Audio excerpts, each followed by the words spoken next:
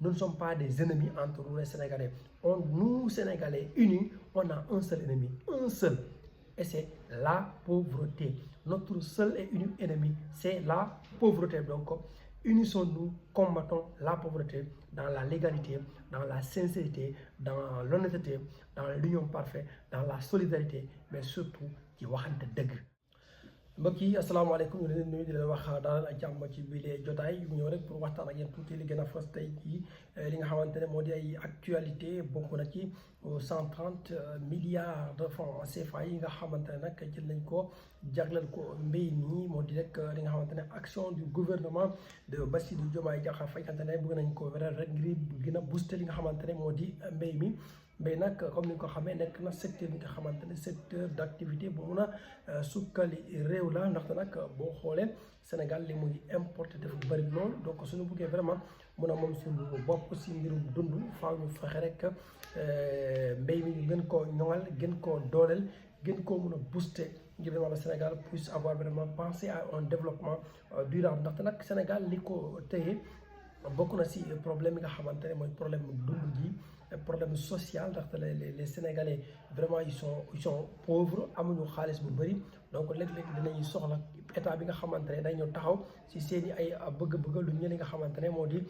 pauvreté bi nga xamante ne lëmbee na réew mi jamono jile moo tax nag ñu rafetlu vraiment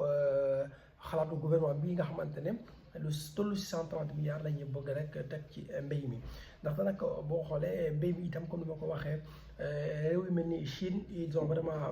se sont basés sur cette agriculture pour mun a développer seen réew waaye nag itam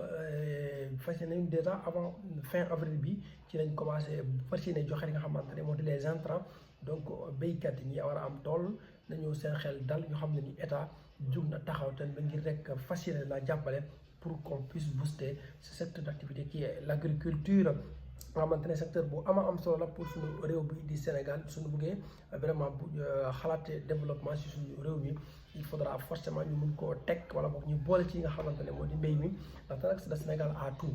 am nañu suuf am nañu ndaw yoo xamante ne mën nañ béy am nañu naaj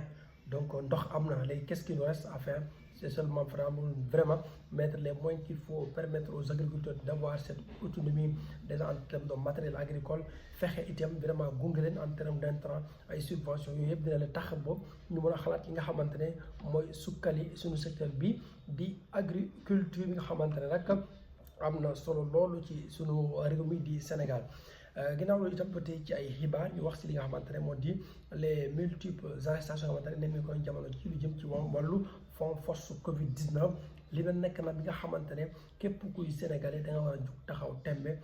ànd ci ak gouvernement bi vraiment sur le point ñaanal leen ndaxte nag fond Covid 19 bi ni ñu ko géré woon ci jamono Covid 19 bi géré bi wala boog ni ñu ko yore woon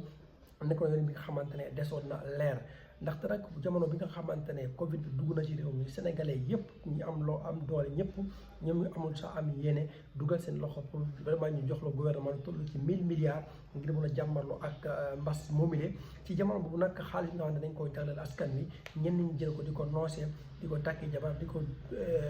dundee di ko denc seen ay banque limel nekk na mbir boo xamante ne état bi su ko leeralul vraiment ce sera une demande sociale boo xamante ne état bi satisfaire ko. askan bi képp koo jaakaarloo jamono ji mu ngi laajte bëgg na xam bëgg na am lu leer par rapport ak cette gestion du fonds de la Covid 19 bi nga xamante ne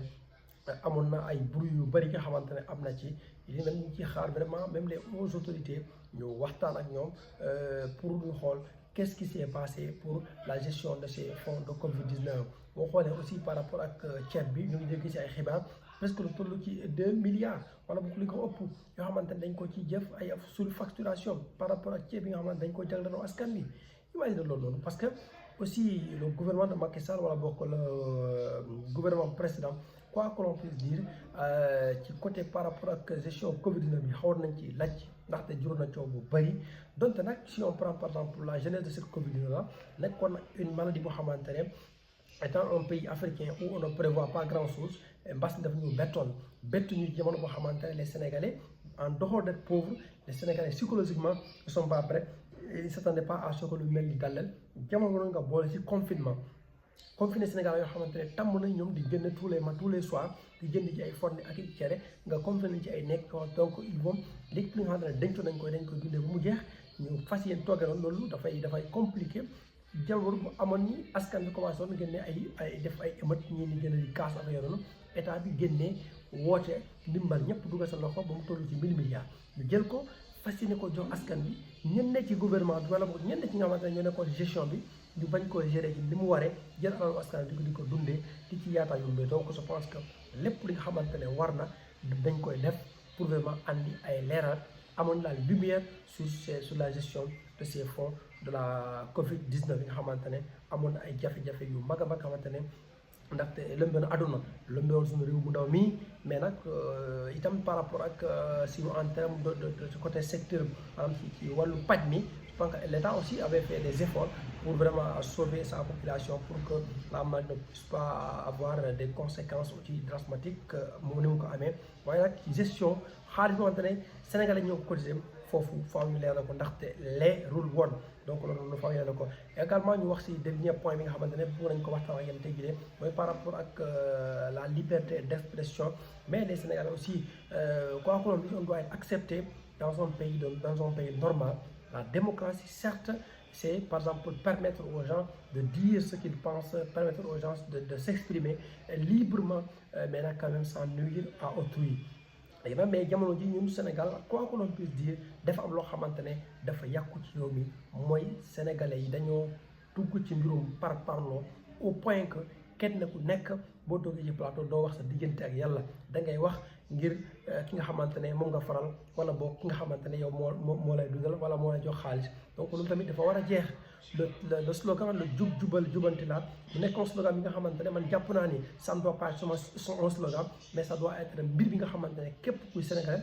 pour ne pas dire képp kuy doomi adama da nga war a sàmmante ak li mel dafa war nekk sa comportement da nga war a jub di fexe di jubal mais itam lépp lu dëng ngeen ko nga fexe jubanti ko un pays aduna noonu la war a taxee doomi aadama ça qui doit être son comportement donc nag ñun Sénégal parloo gi dafa profond haine bi dafa bari doole moo tax nag instant bi je pense que wareef la pour vraiment ce gouvernement là s'il veut vraiment créer cette rupture pour que vraiment képp nga xamante ne da ngay dugg ci des discours vraiment qui créent la haine wala li nga xamante ne parloo gi dafay fës trop vraiment qu'on traite parce que on doit dépasser ces genres de débats là on doit vraiment verser vers des débats d'idées vers li nga xamante ne mooy xam-xam faire des trucs idéologiques mooy des semences di planer di errer dans l'air sans pourtant entrer en profondeur parce que nag le mal est profond li may daanale mooy les Sénégalais dañuy xam ne ni l'autre ennemi c'est pas entre nous wala boog nous ne sommes pas des ennemis entre nous les Sénégalais nous Sénégalais unis on a un seul ennemi un seul